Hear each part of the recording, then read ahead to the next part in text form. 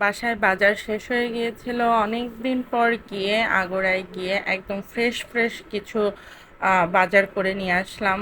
বেশিরভাগ মাছ কিনেছি। মাছ আমার খুবই পছন্দের একটা খাবার। তো ডিফারেন্ট ডিফারেন্ট মাছ আমার ভালো লাগে। তো এখানে প্রথমেই দেখতে পাচ্ছেন আমি একটা বোয়াল মাছ কিনেছি। মাশাল্লাহ, বোয়াল মাছটা অনেক ভালো ছিল, বড় ছিল, খুব দেখে পছন্দ হয়েছে, তাই বোয়াল মাছটা কিনেছিলাম। তারপর একটা কাতলা মাছ কিনেছি। তো বাজার এনে এইভাবে মাছগুলো ভাগ ভাগ করে আমি প্যাকেট করে রেখে দেই। এরকম করে রেখে দিলে আপনার কাজ মানে রান্না করতে সুবিধা হয়। জাস্ট একটা করে প্যাকেট বের করে নিলাম, এরকম করে তাড়াতাড়ি কাজ কমপ্লিট হয়ে যায়।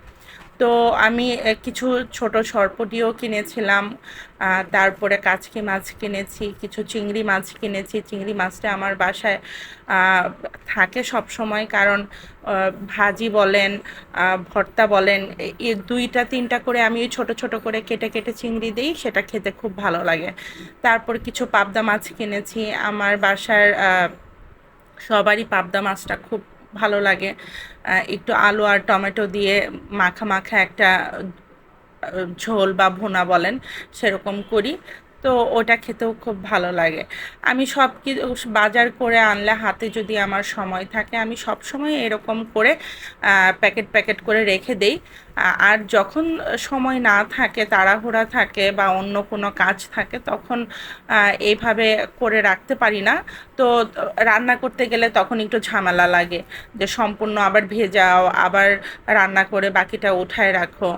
তো এই জন্য সময় হাতে সময় থাকলে আমি এই কাজগুলো কমপ্লিট করে রেখে দেই। যারা মানে আমার মতো যারা গৃহিণী আছেন, আমার মনে হয় ম্যাক্সিমামই এরকম করে রাখেন। তাতে কাজ গুছানোটা সহজ হয়। তারপর একটা ব্রয়লার মুরগি কিনেছি, দুইটা পাকিস্তানি কক কিনেছিলাম, আর একটা মুরগির ব্রেস্ট পিস কিনেছি। আমি ওই ব্রেস্ট পিস কিনে আপনার সব সময় কি করি, একটা কাবাবের মতো আইটেম বা সসেজের মতো একটা আইটেম করে রাখি বাসায়। সন্ধ্যাবেলা এটা স্ন্যাক্সের কাজে দেয়। তো আর ব্রয়লার মুরগিটা রাখি, মাঝে মাঝে ব্রয়লার মুরগিটা না একটু টমেটো দিয়ে, টমেটো সস দিয়ে একটু ভুনা করলে এটা খেতে দারুণ লাগে। তো টেস্টটাও একটু চেঞ্জ হয়, যার কারণে ব্রয়লার মুরগিটাও আমরা মাঝে মাঝে খাই। আহ, খারাপ লাগে না, ভালোই লাগে। তো এইভাবে আমি যখন সব কিছু গুছাই, আমি একদম ফ্রিজে নিচের একটা মাছের জায়গা করে রাখি, একদম নিচে শুধু মাছ থাকবে, তারপর উপরের পোর্শনটুকু শুধু মাংস থাকবে। তো যেহেতু কিছুদিন আগে কোরবানির ঈদ গিয়েছে, এই জন্য ফ্রিজে বেশ কিছু গরুর মাংস আছে, তার সাথে পাশে সাইড করে মুরগির মাংস করে রেখেছি, আর নিচে এভাবে মাছগুলো গুছিয়ে রেখেছি। কেমন লাগলো আপনাদের অবশ্যই কিন্তু জানাবেন। আর আপনারাও আমার মতো এরকম করেন কিনা কমেন্ট কিন্তু অবশ্যই করবেন। ভালো থাকবেন সবাই, আল্লাহ হাফেজ।